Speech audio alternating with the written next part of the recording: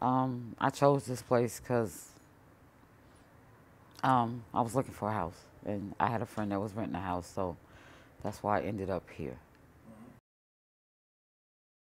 But no, I would have never chose Hazel Crest. No, not to live, not to raise children.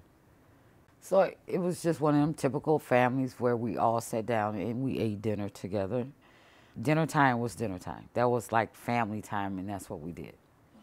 So it was like on a schedule. Everybody went to school, everybody went to work. We did what we were supposed to do.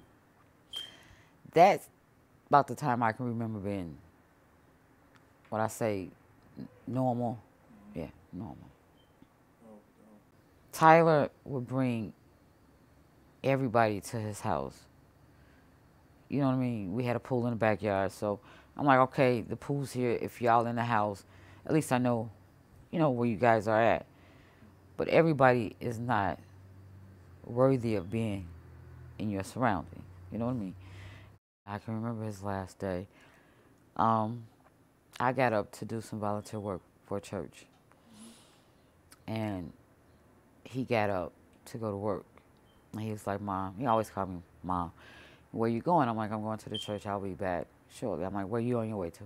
He's like, I got to work. I'm like, okay, you got to be there at 9. So, I got in the shower. He got in the shower. We kind of both went our little separate ways. Sometimes he'll call me at lunch, and sometimes he didn't. This particular day, he didn't. So maybe an hour later, hour and a half later, I got a phone call, come to the hospital. I left my sister's house because I dropped off some tables. I can honestly say I was in on Cicero by Varma Road and stopped in the middle of the street. Couldn't drive.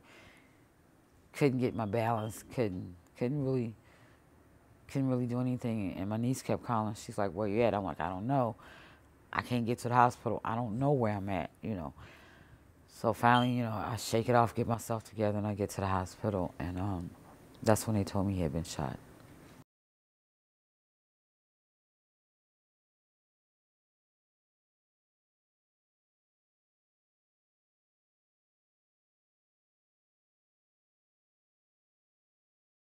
When did stuff get so outrageous that back in the day, you fist fight, the fight is over, and it's it. Now these I should say young people today are coming up is, we're not gonna fight. I'm just gonna kill you. Even if you fought and I got the best of you, now I want to go home and get a gun and kill you. So who are raising these kids? You see what I'm saying? And don't get me wrong, we have a lot of unsolved murders. We do. And if it's 40, 50 years later, I'm still gonna have my day in court.